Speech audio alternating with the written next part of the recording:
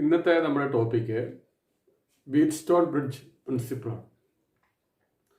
Kirchhoff's rules നമ്മൾ കഴിഞ്ഞ ക്ലാസ്സിൽ പഠിച്ചിട്ടുണ്ട്. Kirchhoff first rule and Kirchhoff second rule or current rule and voltage rule. ഇപ്പോൾ കിർച്ചോഫ് റൂൾസിൻ്റെ ഒരു ആപ്ലിക്കേഷൻ ആയിട്ടാണ് നമ്മളിവിടെ വീറ്റ്സ്റ്റോൺ ബ്രിഡ്ജ് പ്രിൻസിപ്പിൾ അല്ലെങ്കിൽ വീറ്റ്സ്റ്റോൺ ബ്രിഡ്ജ് നമ്മൾ പഠിക്കുന്നത്. an English physicist Charles F Wheatstone എന്ന് പറയുന്ന ഒരു ഫിസിസ്റ്റാണ് 1842 ഏകദേശം 1842 ഇത് ഇങ്ങനെ ഒരു ഐഡിയ സജസ്റ്റ് ചെയ്തത്. അപ്പോൾ എന്താണ് വീറ്റ്സ്റ്റോൺ ബ്രിഡ്ജ്, എങ്ങനെയാണ് ഇതിൻ്റെ പ്രിൻസിപ്പിൾ നമുക്ക് ഡിറൈവ് ചെയ്യാൻ പറ്റുക, എങ്ങനെയാണ് കിർച്ചോഫ് റൂൾസ് നമുക്ക് അപ്ലൈ ചെയ്യാൻ പറ്റുക, ഈ കാര്യങ്ങളാണ് ഈ ക്ലാസ്സിൽ നമ്മൾ ഡിസ്കസ് ചെയ്യാൻ ഉദ്ദേശിക്കുന്നത്. ഓക്കെ, ഇപ്പം ഞാൻ എൻ്റെ ഫിഗർ ബോർഡ് വരയ്ക്കുകയാണ്. നിങ്ങൾ ഫിഗർ ഒന്ന് ശ്രദ്ധിച്ച് നോക്കുക, എങ്ങനെയാണ് വരയ്ക്കുന്നത് നോക്കുക. Whetstone bridge consist of 4 resistors and A sensitive galvanometer. Okay, നോക്കാം നമുക്ക് അതിൻ്റെ സർക്യൂട്ട് ഡയഗ്രാം നമുക്ക് നോക്കാം. ബോർഡിൽ ഞാൻ 4 റെസിസ്റ്റേഴ്സ് മാർക്കിയിട്ടുണ്ട്. 1, 2, 3, 4 റെസിസ്റ്റേഴ്സ്. പേര് കൊടുക്കുകയാണ്. ആദ്യത്തെ ഇവിടെ ഞാൻ R1 എന്ന് കൊടുത്തില്ല, റെസിസ്റ്റൻസ്. ഇതിൻ്റെ റെസിസ്റ്റൻസ് R2 എന്ന് കൊടുത്തു, ഇത് R3 എന്ന് കൊടുത്തു, ഇത് R4 എന്ന് കൊടുത്തു. ഇവിടെ R1, R2, ഇവിടെ R3, R4 എങ്ങനെ നിങ്ങൾക്ക് ഇഷ്ടമുള്ള പോലെ എടുക്കാൻ പറ്റും. ടെക്സ്റ്റ് ബുക്കിൽ ഇങ്ങനെ തന്നിരിക്കുന്നതാണ്, ഞാൻ അതേപോലെ തന്നെ വരച്ചത് മാത്രമേ ഉള്ളൂ. അപ്പോൾ വി ഹാവ് 4 റെസിസ്റ്റേഴ്സ്. നോക്കൂ, അത് കണക്ട് ചെയ്തിരിക്കുന്നത്. ഇത് രണ്ടും എങ്ങനെയാണ്? സീരീസ് ആണ്. ഇത് രണ്ടും എങ്ങനെയാണ്? സീരീസ് ആണ്. ഈ രണ്ടിനും പാരലായിട്ടാണ് ഇത് രണ്ടും വരുന്നത്. അപ്പം വേറൊരു ഫിഗർ വരയ്ക്കുകയാണെങ്കിൽ, റഫായിട്ട് ഫിഗർ വരയ്ക്കുകയാണെങ്കിൽ ഇങ്ങനെയാണുള്ളത്. ആദ്യത്തെ റെസിസ്റ്റർ, ഇവിടുത്തെ റെസിസ്റ്റർ, പിന്നെ തൊട്ട് താഴേന് അല്ലേ, ഇത് ഈ റെസിസ്റ്റൻസ്, ഈ റെസിസ്റ്റേഴ്സ്, അതിന്റെ റെസിസ്റ്റൻസ് R1. മുകളിലത്തെ ഇത് R2, ഇത് R3, ഇത് R4. ഓക്കെ, അപ്പോൾ ഇത് രണ്ടും സീരീസ് ആണ്, ഇത് രണ്ടും സീരീസ് ആണ്. ഇതിന് പാരലാണ് ഇത്. ഇങ്ങനെയാണ് ആ സർക്യൂട്ട് ഡയഗ്രം തന്നെയാണ് ഈ വരച്ചു വെച്ചിരിക്കുന്നത്. ഇത് നമ്മൾ A എന്ന് വിളിച്ചു, ഇത് B എന്ന് വിളിച്ചു, ഇത് C എന്ന് വിളിച്ചു, ഇത് വിളിച്ചു D എന്ന് വിളിച്ചു. അപ്പോൾ ഇവിടെ ഒരു ജംഗ്ഷൻ ഉണ്ട്, ഇവിടെ ഒരു ജംഗ്ഷൻ ഉണ്ട്, ഇവിടെ ഒരു ജംഗ്ഷൻ ഉണ്ട്, ഇവിടെ ജംഗ്ഷൻ ഉണ്ട്. ഓക്കെ, ഏതെങ്കിലും ജംഗ്ഷൻ ഇവിടെയോ അല്ലെങ്കിൽ ഇവിടെയോ, എക്ക് സിക്കും ഇടയ്ക്കോ ബിക്ക് ഡിക്കും ഇടയ്ക്കോ നമ്മൾ എന്ത് അപ്ലൈ ചെയ്യുന്നു? ബാറ്ററി അപ്ലൈ ചെയ്യുന്നു. അപ്പോൾ എക്കും സിക്കും ഇടയ്ക്ക് ബാറ്ററി അപ്ലൈ ചെയ്യുന്നു, പൊട്ടൻഷ്യൽ ഡിഫറൻസ് അപ്ലൈ ചെയ്യുന്നു. ഇത് പോസിറ്റീവ്, ഇത് നെഗറ്റീവ്. കറണ്ട് ഇങ്ങനെ വരുന്ന കറണ്ടിനെ ഞാൻ അയക്കുന്നു കൊടുത്തു. ഓക്കെ, ഇനി ഞാൻ ഇവിടെ എക്ക് സിക്ക് ഇങ്ങനെ എടുക്കുന്നത് ഇവിടെ വരച്ചാലും മതി. ഇവിടെ എക്ക് സിക്ക് എടുക്കും, ഇവിടെ ഇങ്ങനെ വരച്ചാലും മതി. ഇവിടെ പോസിറ്റീവ്, ഇവിടെ നെഗറ്റീവ്, ഇങ്ങനെ വരച്ചാലും മതി. കണക്ഷൻ തന്നെയാണ്. ഈ പുറത്ത് വരച്ചത് മാത്രമേ ഉള്ളൂ. ഇവിടെ പോസിറ്റീവ്, ഇവിടെ നെഗറ്റീവ് കൊടുക്കും. പുറത്ത് ഇങ്ങനെ വരച്ചത് മാത്രമേ ഉള്ളൂ. ഓക്കെ, ഇനി വീറ്റ്സ്റ്റോൺ ബ്രിഡ്ജ് എന്നാണ്. ബ്രിഡ്ജും കൂടെ ഇവിടെ വരയ്ക്കുകയാണ്. ഇനിയിപ്പോൾ ഈ രണ്ട് ജംഗ്ഷനും നമ്മൾ ബാറ്ററി അപ്ലൈ ചെയ്ത് കാരണം അടുത്ത 2 ജംഗ്ഷൻ ബിയും ഡിയും ഇവയ്ക്കിടയ്ക്ക് നമ്മൾ ബ്രിഡ്ജ് വരയ്ക്കുകയാണ്. ഈ ബ്രിഡ്ജിൽ കൂടെ കറണ്ട് പാസ് ചെയ്യുന്നുണ്ടോ, അല്ലെങ്കിൽ ബ്രിഡ്ജിൽ കൂടെ കറണ്ട് എത്രമാത്രം പാസ് ചെയ്യുന്നുണ്ട്, കറണ്ട് ഒന്ന് ജസ്റ്റ് പാസ് ചെയ്യുന്നുണ്ടോ എന്ന് മാത്രം നമുക്ക് മനസ്സിലാക്കിയാൽ മതി. കറണ്ട് പാസ് ചെയ്യാൻ പാടില്ല. ഈ പ്രിൻസിപ്പിൾ അനുസരിച്ച് കറണ്ട് പാസ് ചെയ്യാൻ പാടില്ല. അപ്പോൾ അതിനു വേണ്ടി നമ്മൾ കറണ്ടിന്റെ പ്രസൻസ് നമുക്ക് മനസ്സിലാക്കാൻ വേണ്ടി ഒരു സെൻസിറ്റീവ് ഗാൽവനോമീറ്റർ ഈ ഇടയ്ക്ക് കണക്ട് ചെയ്തിട്ടുണ്ട്. അപ്പോൾ ഇതെന്താണ്? ഗാൽവനോമീറ്റർ കണക്ട് ചെയ്തത്. ഇതാണ് ബ്രിഡ്ജ്. ഇപ്പം ഈ 2 ജംഗ്ഷനും ബ്രിഡ്ജായിട്ടും ഈ 2 ജംഗ്ഷൻ എന്തായിട്ട് കണക്ട് ചെയ്ത് ബാറ്ററി ആയിട്ട് കണക്ട് ചെയ്തു. ഇപ്പം എന്തായി? വീറ്റ്സ്റ്റോൺ ബ്രിഡ്ജ് ആയി. ഇനി നമ്മൾ കിർച്ചോഫ് ഫസ്റ്റ് റൂളും കിർച്ചോഫ് സെക്കൻഡ് റൂളും നമ്മൾ അവിടെ അപ്ലൈ ചെയ്യാൻ പോകണം. അപ്പോൾ ഈ ഫിഗർ അനുസരിച്ച് ബ്രിഡ്ജ് അവിടെ വരും, ബ്രിഡ്ജ് ഇവിടെ വരും. ഇതാണ് ഇതിനിടയ്ക്ക് ആര് വരും? ഗാൽവനോമീറ്റർ. ഇതാണ് ബ്രിഡ്ജ്. ഇനി എവിടെ ബാറ്ററി വരും? ബാറ്ററി ഇതിനും അക്രോസ് ആയിട്ട് ഇവിടെ ബാറ്ററിയുടെ പോസിറ്റീവ് വരും, ഇവിടെ ബാറ്ററിയുടെ എന്ത് വരും? നെഗറ്റീവ് വരും. ഓക്കെ, നമ്മൾ ആദ്യത്തെ ഞാൻ പറഞ്ഞു കിർച്ചോഫ് റൂൾസ് അപ്ലൈ ചെയ്യുമ്പോൾ നമുക്ക് ഇഷ്ടമുള്ള ലൂപ്പ് എടുക്കാം. അപ്പോൾ നമ്മൾ ആദ്യത്തെ ലൂപ്പ് എടുക്കുന്നു. ആദ്യം എടുക്കുന്ന ലൂപ്പ് ഇതാ നോക്കുക, ABDA. അപ്പോൾ അതിന് മുമ്പിൽ ഇവിടുന്ന് വരുന്ന കറണ്ട് ഈ കറണ്ടായി അത് ഈ ജംഗ്ഷനിലെത്തുന്നു. ഒരു ഭാഗം ഇങ്ങോട്ടേക്കും പോകുന്നു, ഒരു ഭാഗം ഇങ്ങോട്ടേക്ക് പോകുന്നു. അപ്പോൾ this is the arriving current. I is the arriving current. These two are the leaving current. R1 കൂടെ പാസ് ചെയ്യുന്ന കറണ്ട് R1 എന്ന് ഉള്ളത് കാരണം ഞാൻ I1 എന്ന് കൊടുത്തു. R2 കൂടെ പാസ് ചെയ്യുന്ന കറണ്ട് R2 എന്നുള്ളത് കാരണം അതിന് I2 എന്ന് കൊടുത്തു. ഓക്കെ, അപ്പം arriving current I, leaving current I1 and I2. According to Kirchhoff first rule, arriving current is equal to leaving current I is equal to I1 plus I2 ആയിരിക്കും. Okay, അപ്പോൾ അത് നമുക്ക് ഇവിടെ എഴുതി വെക്കാം. I ഈസ് ഈക്വൽ എന്താണ്? I1 plus എന്തായിരിക്കും? I2. ഇനി ഈ കറണ്ട് ഇവിടെ എത്തി, ഈ ജംഗ്ഷൻ എത്തും. ഈ ജംഗ്ഷൻ എത്തുമ്പോൾ രണ്ട് പാത്രം പോകാം, ഒന്ന് ഇങ്ങോട്ടേക്കും പോവാം, ഒന്ന് ഇങ്ങോട്ടേക്കും പോവാം. അതുപോലെ തന്നെ ഈ കറണ്ട് ഇവിടെ എത്തുന്നു. ഇവിടെ എത്തുമ്പോൾ അതിന് ഇങ്ങോട്ടേക്കും പോവാം, അതുപോലെ എങ്ങോട്ടേക്കും പോവാം, ഇങ്ങോട്ടേക്കും പോവാം. അപ്പൊ നമ്മളൊരു കാര്യം ചെയ്തു. ഇപ്പൊ നമ്മുടെ കയ്യിൽ എത്ര റെസിസ്റ്റേഴ്സ് ഉണ്ട്? 1, 2, 3, 4 റെസിസ്റ്റേഴ്സ് ഉണ്ട്. 4 റെസിസ്റ്റേഴ്സിൽ ഏതെങ്കിലും ഒന്ന് അഡ്ജസ്റ്റ് ചെയ്യുന്നു, അല്ലെങ്കിൽ 2 അഡ്ജസ്റ്റ് ചെയ്യുന്നു, അല്ലെങ്കിൽ 4 അഡ്ജസ്റ്റ് ചെയ്യുന്നു. അപ്പൊ നമ്മളെ ഈ ബ്രിഡ്ജിൽ നമ്മളിപ്പോ ഒരു കാര്യം പറയാണ്, ഇത് രണ്ടും നമ്മളെ റേഷ്യോ ആമെന്നും ഇതിനെ നമ്മൾ സ്റ്റാൻഡേർഡ് ആമെന്നും ഇതിനെ നമ്മൾ അൺനോൺ ആമെന്നും വിളിക്കുന്നു. ഇപ്പൊ എന്താണ് റേഷ്യോ ആമ്, എന്താണ് സ്റ്റാൻഡേർഡ് ആമ്, എന്താണ് അൺനോൺ ആമ്? ദിസ് ഈസ് ഇതൊരാമാണ്, ഇതൊരാമാണ്, ഇതൊരാമാണ്, ഇതൊരാമാണ്, ഇത് വേറൊരാമാണ്. ഓക്കെ, 1, 2, 3, 4, 5 ആമുണ്ട് ഇവിടെ. നോക്കും അവിടെ ഇങ്ങോട്ടേക്ക് വേണ്ടി ആമാക്കാം. പക്ഷെ നമുക്ക് 4 ആമ എടുത്താൽ മതി. ഇവിടെ 4 ആമായിട്ട് നമുക്ക് എടുക്കാം. ഈ ഫിഗർ 4 ആമ എടുക്കാം. ഒരാമിത്, ഒരാമിത്, ഒരാമിത്, ഒരാമിത്. ഇത് 2 ആമിനെയും കൂടി നമ്മൾ വിളിക്കുന്നു റേഷ്യോ ആമെന്ന് വിളിക്കുന്നു. ഈ ആമിനെ നമ്മൾ വിളിക്കുന്നു നോൺ ആമെന്ന് വിളിക്കുന്നു. ഈ ആമിനെ നമ്മൾ വിളിക്കുന്നു അൺനോൺ ആമെന്നും വിളിക്കുന്നു. ഓക്കെ, നമ്മൾ 4 റെസിസ്റ്റൻസ് അഡ്ജസ്റ്റ് ചെയ്യാം, അല്ലെങ്കിൽ ഏതെങ്കിലും ഒരു റെസിസ്റ്റൻസ് അഡ്ജസ്റ്റ് ചെയ്തിട്ട് നമ്മൾ ഇവിടുത്തെയും ബിയിലും ഡിയിലും ഒരേ പൊട്ടൻഷ്യൽ ആക്കുവാണ്. സാധാരണ കേസിൽ ഏതെങ്കിലും റെസിസ്റ്റൻസ് കണക്ട് ചെയ്തിട്ടുണ്ടെങ്കിൽ, ഏതെങ്കിലും റെസിസ്റ്റേഴ്സ് കണക്ട് ചെയ്തിട്ടുണ്ടെങ്കിൽ ബിയിലും ഡിയിലും ഒരേ പൊട്ടൻഷ്യൽ വരണം നിർബന്ധമില്ല. അപ്പൊ നമ്മൾ ഏതെങ്കിലും റെസിസ്റ്റർ അഡ്ജസ്റ്റ് ചെയ്യാം, ഏതെങ്കിലും ഒരു റെസിസ്റ്റർ വേരിയബിൾ ആക്കാം, അല്ലെങ്കിൽ 4 വേരിയബിൾ ആക്കാം. അങ്ങനെ അഡ്ജസ്റ്റ് ചെയ്തുകൊണ്ട് നമ്മൾ ബിയിലും ഡിയിലും എന്താക്കുന്നു? ഒരേ പൊട്ടൻഷ്യൽ ആക്കുന്നു. ബിയിലും ഡിയിലും ഒരേ പൊട്ടൻഷ്യൽ ആണെന്ന് നമ്മൾ എങ്ങനെയാണ് മനസ്സിലാക്കുന്നത്? ഇവിടെ ഒരു ഗാൽവനോമീറ്റർ വെച്ചിട്ടുണ്ട്. ബിയിലും ഡിയിലും ഒരേ പൊട്ടൻഷ്യൽ ആണെങ്കിൽ ബിയിൽ നിന്ന് ഡിയിലോട്ടോ ഡിയിൽ നിന്ന് ബിയിലോട്ടോ എന്ത് പാസ് ചെയ്യില്ല? കറണ്ട് പാസ് ചെയ്യില്ല. കറണ്ട് പാസ് ചെയ്യണമെങ്കിൽ അവിടെ എന്ത് വേണം? പൊട്ടൻഷ്യൽ ഡിഫറൻസ് വേണം. പൊട്ടൻഷ്യൽ ഡിഫറൻസ് സെയിം ആണെങ്കിൽ, ബിയിലും ഡിയിലും സെയിം പൊട്ടൻഷ്യൽ ആണെങ്കിൽ അങ്ങോട്ടോ ഇങ്ങോട്ടോ കറണ്ട് പാസ് ചെയ്യുന്നില്ല. അപ്പൊ എങ്ങനെ നമ്മൾ മനസ്സിലാക്കും? നമ്മളിവിടെ ഗാൽവനോമീറ്റർ കണക്ട് ചെയ്ത് വെച്ചിട്ടുണ്ട്.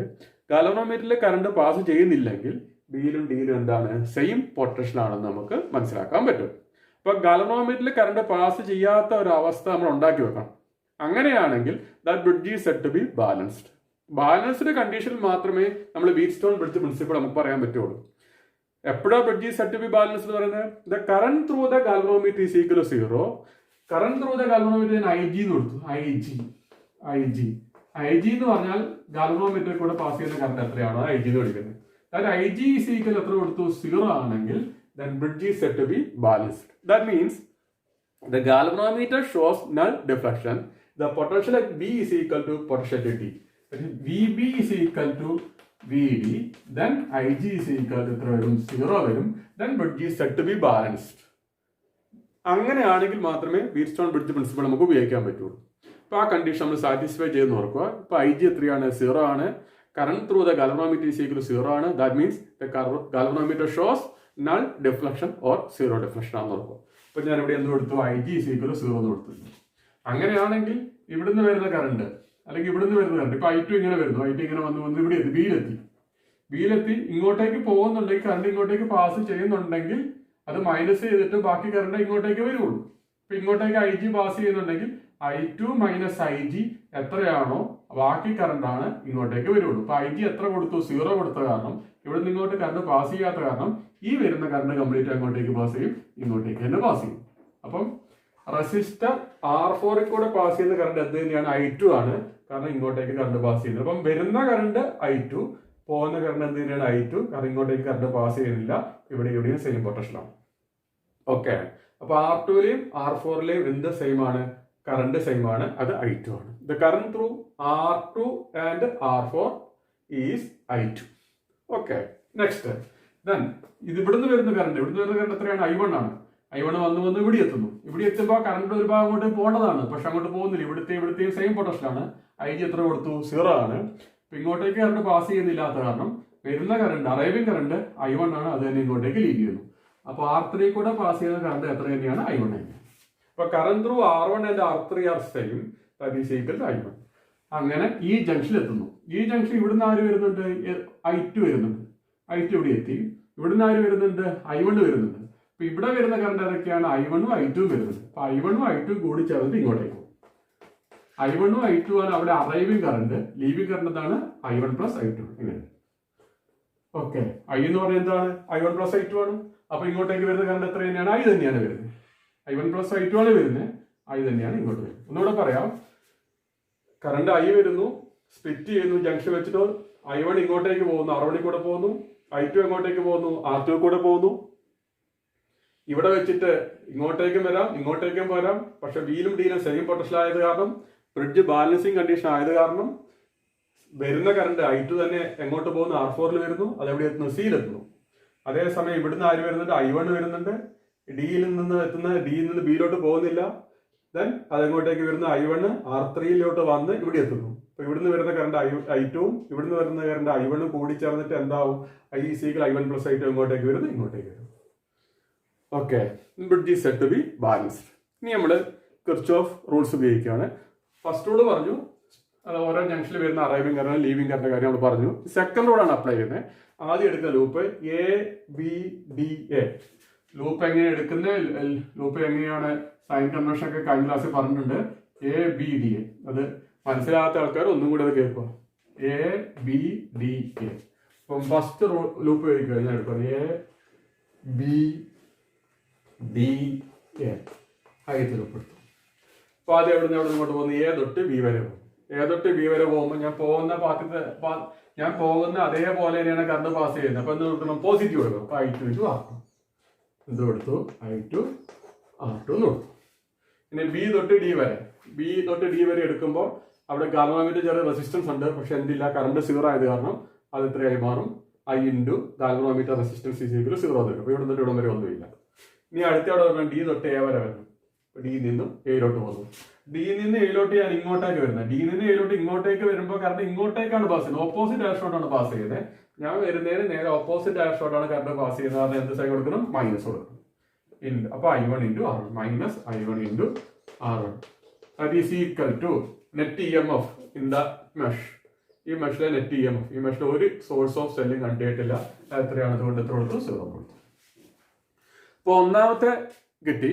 ഒന്നാമത്തെ ഇക്വേഷൻ അവിടെ വെച്ചു. ഇനി അടുത്ത ലൂപ്പ് എടുക്കുവാണ്. അടുത്ത ലൂപ്പ് എടുക്കുന്നതിൽ BCDB.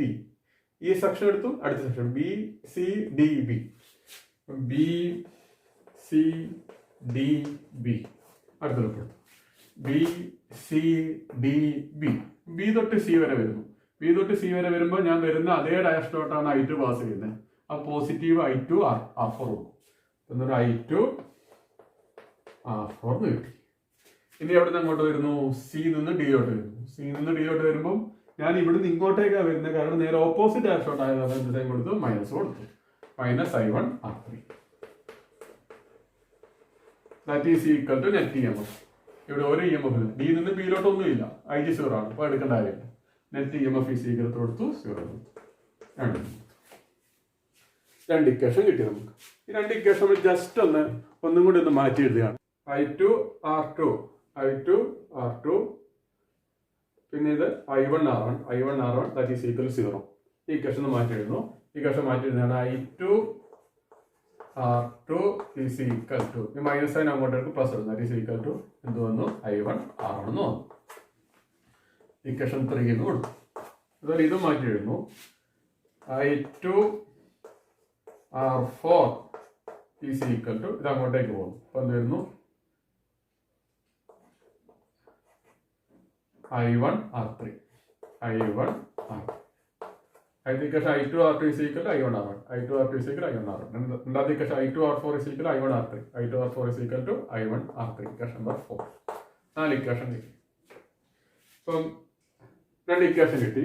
ഈ രണ്ട് ഇക്വേഷൻ ഒന്നും ഇക്വേഷൻ 3/4 ഇക്വേഷൻ 4/3 നമ്മൾ ഡിവൈഡ് ചെയ്യാം. എന്നാൽ ഡിവൈഡ് ചെയ്തെടുക്കുകയാണ്. ഇക്വേഷൻ 3/4 കാണുവാണ്. ലെഫ്റ്റ് സൈഡ് എടുത്തു, LHS ഡിവൈഡ് ചെയ്തു, I2 R2 divided by I2 R4 that is equal to RHS എടുത്തു, I1 R1 divide by I1 R3 എടുത്തു. ഇതും ക്യാൻസലായി, ഇതും ക്യാൻസലായി. ഇപ്പൊ എന്ത് വന്നു? R2 by R4 is equal to R1 by R3 എന്ന് കിട്ടി. And this is called Wheatstone-Bridge principle. മാറ്റി എഴുതാൻ നോക്കുക. R2 by R4 that is equal R1 by R3 അല്ലേ? ജസ്റ്റ് ഒന്ന് മാറ്റി എഴുതുന്നു നോക്കുക. അങ്ങനെ നോക്കുക. ഈ R1 ഇങ്ങോട്ട് വരുന്നു. അപ്പൊ എന്തൊരു R2 by R1 that is equal to R4 അങ്ങോട്ടേക്ക് പോകുന്നു. എന്ത് വരുന്നു? R4 by R3. ഇതിപ്പോ എങ്ങനെ എഴുതിയാലും ഒരേ ആൻസർ ഉണ്ട്. അങ്ങോട്ടും ഇങ്ങോട്ടും മാറ്റിയ പ്രശ്നമില്ല. അപ്പൊ R2 by R1 ഇങ്ങോട്ട് പോകുന്നു, R4 അങ്ങോട്ട് പോകും. R2 by R1 that is equal R4 by R3. R2 by R1 that is equal R4 by R3. The ratio of these two resistance is equal to ratio of these two resistance. ഇനി അല്ലാണ്ട് പറയുകയാണെങ്കിൽ R2 by R4. R2 by R4 the ratio of upper arm resistance is equal to ratio of lower arm resistance. R2 by R4 is equal to R1 by R3. R2 by R4 is equal to R1 by R3. Or R2 by R1 that is equal to R4 by R3. R2 by R1 that is equal to R4 by R3. ഇങ്ങനെ എഴുതാനുള്ള കാര്യം നമ്മൾ just ഒന്ന് മനസ്സിലാക്കാൻ വേണ്ടിയാണ്.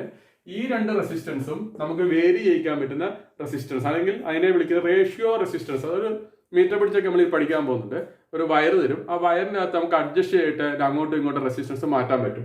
R2 R1 നമ്മൾ ഇവിടെ മാറ്റിക്കൊണ്ടിരിക്കും. ഇവിടുത്തെ പൊട്ടൻഷ്യലും ഇവിടുത്തെ പൊട്ടൻഷ്യൽ സെയിം ആക്കാൻ വേണ്ടി നമ്മൾ ചെറിയ ചേഞ്ചുകൾ വരുത്തും. ആ വയറിന്റെ ലെന്ത് അനുസരിച്ചിട്ട് ഈ രണ്ട് റെസിസ്റ്റൻസ് നമുക്ക് ചേഞ്ച് വരുത്താൻ പറ്റും. അതിനെ വിളിക്കുന്ന പേരാണ് റേഷ്യോ ആം. ഈ ആമിനെ വിളിക്കുന്ന പേരാണ് റേഷ്യോ. ഓക്കെ, ആ മീറ്റർ പിടിച്ച് പറയാൻ നേരത്തെ ഞാൻ പറയാം. ഇനി R4 എന്ന് പറഞ്ഞ സാധനം അൺനോൺ റെസിസ്റ്റൻസ് ആണ്. നമുക്ക് അറിയാൻ പാടില്ലാത്ത ഒരു റെസിസ്റ്റൻസ് നമ്മൾ കണക്ട് ചെയ്യാണ്.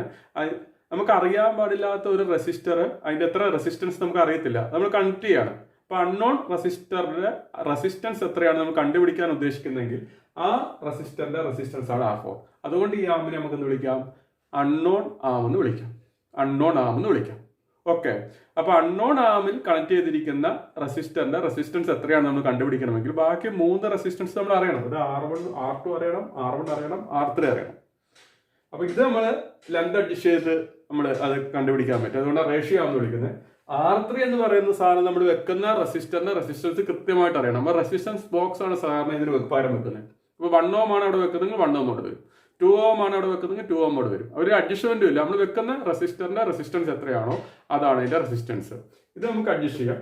അപ്പം ഇത് റേഷ്യോ ആം, ഇത് അൺനോൺ റെസിസ്റ്റൻസ് ആയത് കാരണം അൺനോൺ ആം. ഇതിനെ എന്ത് വിളിക്കുന്നു? സ്റ്റാൻഡേർഡ് ആം എന്ന് വിളിക്കുന്നു. സ്റ്റാൻഡേർഡ് ആം ആണ്. നമ്മൾ സ്റ്റാൻഡേർഡ് ആയിട്ട് വെക്കുന്ന റെസിസ്റ്റർ എത്രയാണോ അതിന്റെ റെസിസ്റ്റൻസ് ആണ് അവിടെ വെക്കുന്നത്. അതിനെ സ്റ്റാൻഡേർഡ് ആം എന്ന് വിളിക്കുന്നത്. ഓക്കെ, അപ്പം വീറ്റ്സ്റ്റോൺ-ബ്രിഡ്ജ് പ്രിൻസിപ്പിൾ വളരെ സിമ്പിൾ ആയിട്ട് പറഞ്ഞാൽ the ratio of these two resistance is equal to the ratio of these two resistance, or ratio of these two resistance is equal to ratio of these two resistance, or R2 by R1 is equal to R4 by R3.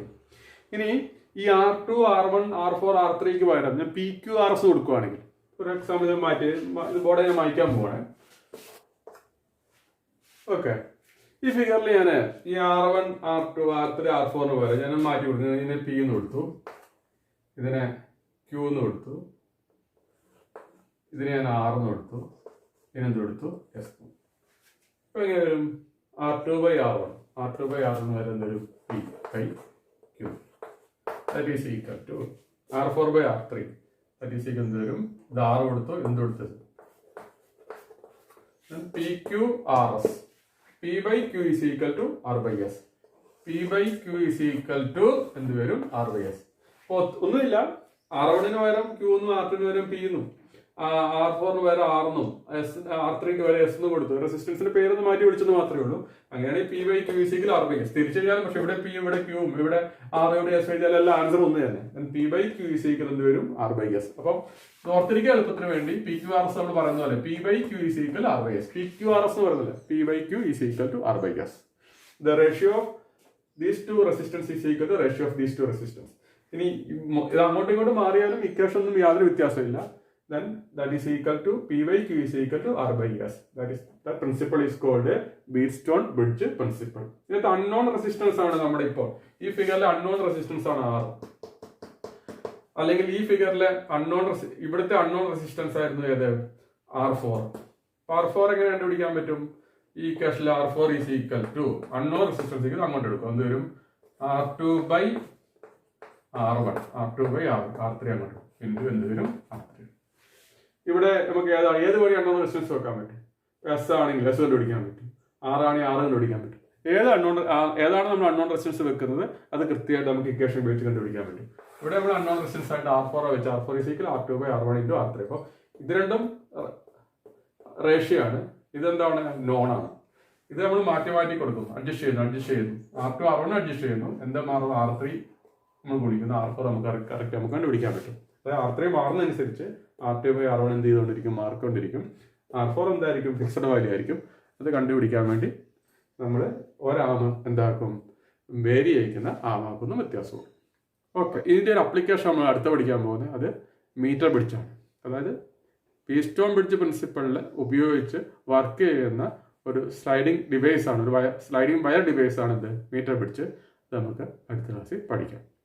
Okay, ഇപ്പോൾ ഒരു കാര്യം കൂടി ഞാൻ പറയുന്നു. ഇവിടെ ഇത് galvanometer, ഈ galvanometer ഇവിടെ വെച്ചാലും അഥവാ ABCD ഈ ഗാൽവനോമീറ്റർ നമ്മൾ മാറ്റുന്നു. ഗാൽവനോമീറ്റർ മാറ്റിയിട്ട് എക്കും സിക്കും അടുക്കി വെക്കുന്നു, അതായത് ജംഗ്ഷൻ മാറ്റുന്നു. അതോടൊപ്പം ഈ സെല്ല് നമ്മളിപ്പോൾ എക്കും സിക്കും അടുക്കുള്ള സെല്ല് എവിടേക്ക് വെക്കുന്നു? നേരത്തെ ഗാൽവനോമീറ്റർ ഉള്ള സ്ഥലത്ത് ബിക്കും ഡിക്കും അടുക്കി വെക്കുന്നു. അങ്ങനെയാണെങ്കിൽ യാതൊരു പ്രശ്നം ഉണ്ടാവില്ല. ഫിഗർ ഞാൻ മാറ്റി വരച്ച് കാണിച്ചു തരാം.